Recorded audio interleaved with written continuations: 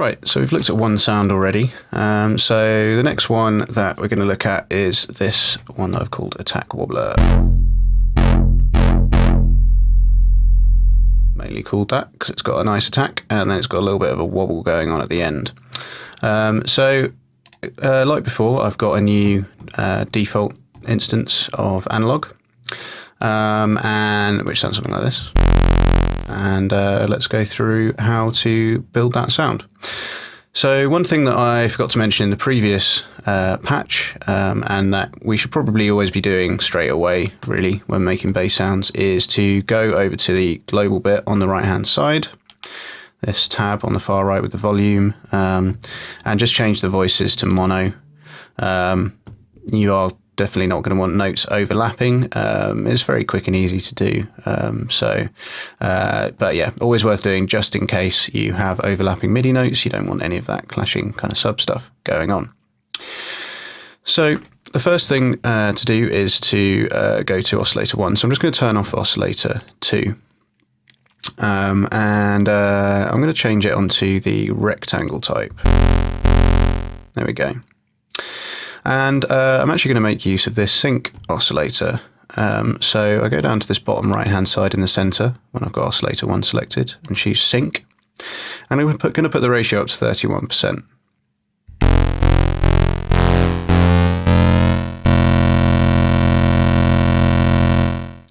So it's giving us a load more kind of richness to the sound there that we didn't have before when we had just our basic sort of square wave going on there. Now, the next thing that I want to do is get that kind of slight wobbliness in there. And the way that I'm going to do that is actually with pulse width modulation. So what I want is I want to use LFO1 here to modulate our pulse width. So I'm going to leave the width at 50%. So it's doing it around an actual square wave and then it's moving it one way and the other. Sort of deforming it one way and the other.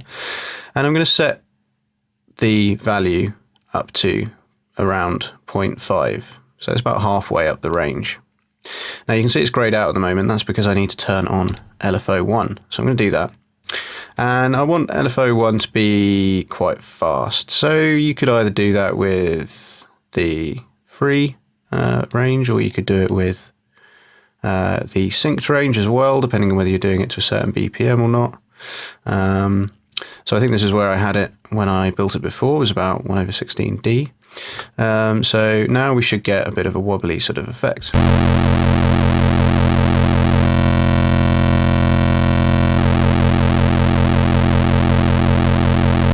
So it just gives it a bit of extra character that it didn't have otherwise. So we've sort of souped up this oscillator quite a bit now to give it a bit of extra character, really.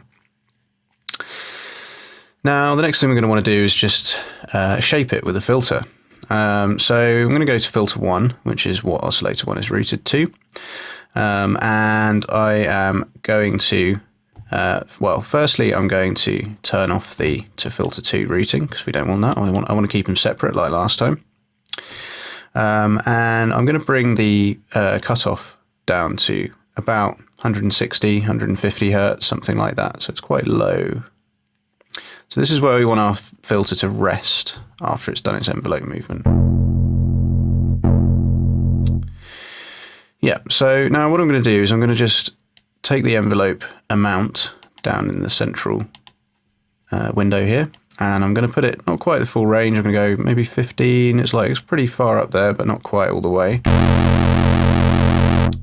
So we've got a little bit of movement going on now. You can hear it on the release, but I want it to sound a bit more drastic. So I'm going to pull the sustain all the way down.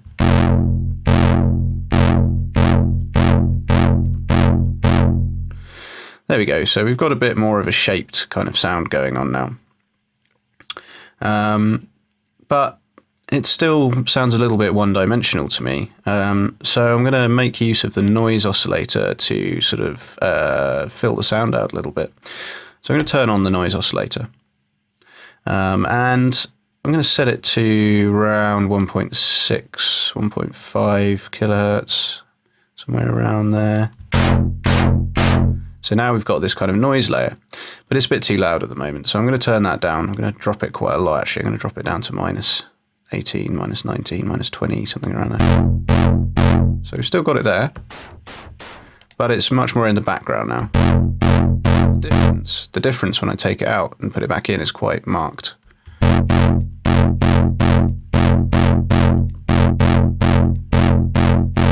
It really gives it a lot of extra character that the oscillator on its own just simply doesn't have. But the one problem with this sound at the moment is that it just doesn't really have any proper bass. I mean, we've got some stuff going on, but if I hold down a note, it's not really that defined. Yeah, you can see there's some stuff happening, but it's not really got that kind of subby weight that we would want. So I'm going to use Oscillator 2 for that. So I'm going to turn on Oscillator 2. I'm just going to take out Amp 1, so we're just hearing Oscillator 2 at the moment. Or we will be when I turn these bits on. And route it through. So that's the first thing we're going to have to do. It's just where it says Filter 1, Filter 2, drag it all the way down to Filter 2, turn on Filter 2, turn on Amp 2, and now we can hear it. But since we're going for as much sub out of this one as possible, I'm going to go for a sine wave. There we go, nice and subby now. So I kind of want this to have a little bit more of an attack to it, to sort of match maybe what's going on with the filter movement here. Now, if you try to put filter movement on a sine wave, it doesn't really do very much, because really, as much as with analog, there's a little bit of extra information going on high up. I mean, really, you've basically got one frequency coming through. So the filter, all the filter would do would be not really make too much of a drastic change, and then as soon as it hits this point, it would just cut it out completely. So it's not really very useful movement. So what I'm going to do is I'm going to use the pitch envelope to do that instead. So let's set the pitch envelope to somewhere between 60 and 70. So we've got a bit of a drop, but not too drastic. Still keeps it in the same sort of range. And I'm going to pull the time down to about 20%. So this is going to speed it up. Cool. So just giving that little like kick at the start, that little attack, which is going to help it feel a bit punchier when you play a note. And then filter 2, I'm just going to drop it down to about 100 just to take out any unwanted kind of high-end stuff. There we go. And then if I turn amp 1 back on, we can combine the two things together.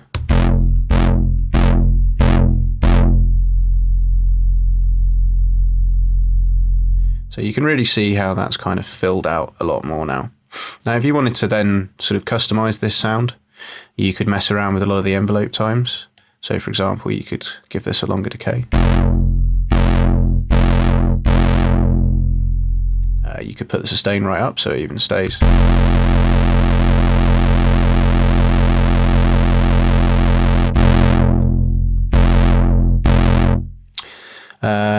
And maybe you could even change the width of the rectangle here.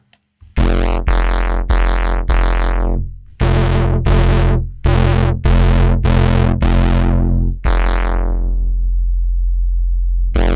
you can get quite a bit of variation out of that as well. So once you've got all your sort of rough settings set up, then you can start going in, changing a few things here and there, see what kind of difference it makes and come up with your own version of it. So that's pretty much it for this one.